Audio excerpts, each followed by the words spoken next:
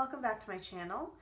I thought that I would go ahead and do an update on how I make inserts for my traveler's notebook because one, it's been a while, and two, I've changed the system that I use to make the notebooks. So in terms of the cover, I actually use a style that was inspired by Phie's poetry, so I'll link her down below. So when she does her notebook, she kind of does the cover in this way, and then I've adapted certain things based on other things that I've seen and just from experience from making them. So I'm going to go ahead and show you guys how I make sort of a clean insert, if you will. So what I'm going to be using is dot grade paper. So this is actually a Rhodia dot pad. So this is pretty good quality paper, and I'm going to use this piece of scrapbooking paper as my cover. So I'm going to go ahead and time lapse you guys, and I'll come back and kind of show you the different aspects of it at the end.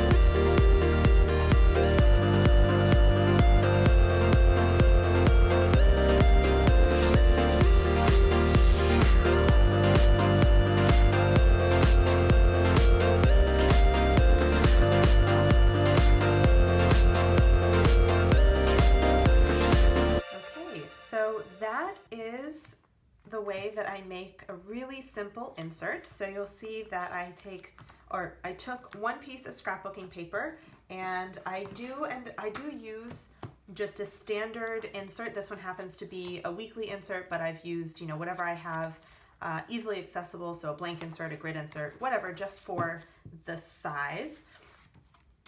And I measure out the height for the cover, so you'll see here, and then rather than cutting off the excess, I fold over the end flap and I make a little secretarial pocket in the back. Now this is the style that I saw from Phie's poetry, and I really liked that you use more of the scrapbooking paper. You have this built-in pocket, and I like the look of it. So this is kind of how I do the little back. So I do glue the bottom with just a permanent tape roller, or tape runner, whatever you want to call it. Sometimes I'll reinforce with washi tape, but usually I won't, just because I don't want to do the entire notebook in washi tape. I also save a piece of the scrap from what I cut off to get it to the right height to make a little inside pocket here that I do reinforce with washi tape because it's just glued on there. It's not, connected by the side here. And then I have whatever paper I want to put inside. So this one, I like having the clean edges when I do something like grid paper or dot grid paper, anything that's like a really nice quality paper, because I know I'm going to be probably using this to write like notes or what have you. I like having those nice clean edges. And so I have a paper cutter. Oops. And it's kind of hard to get all in frame at once, but it's got these two blades on here, and I've got a piece of paper stuck in there. So I've got these two blades in here, and this just really makes it a lot easier for me to cut straight lines. It takes less measuring and lining things up, and it's just a much cleaner cut. So the way that I do that for the pages is, you guys saw that I turned it so that I would have the notebook under the cutting machine, and that's just so that I don't have wonky angles on my edges here. And you'll notice that I don't actually perfectly line up. You can see that my front pages were a tiny bit longer than the back pages, and honestly, it doesn't really bother me that much. And I do it so that I cut down into it this way towards the center, because this paper cutter actually sort of finishes the edges with like a little downward slope. So I like having all of the sharper edges, if you will, pointing towards the center of the notebook. And then before I cut the pages, of course, I go in, so I have an awl that I use. And so I just use binder clips to clamp all the sides. I punch holes with the awl. I do go from the inside going out, just because I feel like it's a little bit safer for me rather than trying to punch in and go through the spine this way. So I do get a little bit of that punch out, but you know what, it's kind of the price you have to pay. And then I have just this like kind of slate gray embroidery floss, and normally what I do is I cut off a certain length and I split it into two sections, so about 3 strands of floss each, and I use one set of that to do per book. So whenever I cut off a section, I have enough to bind 2 books.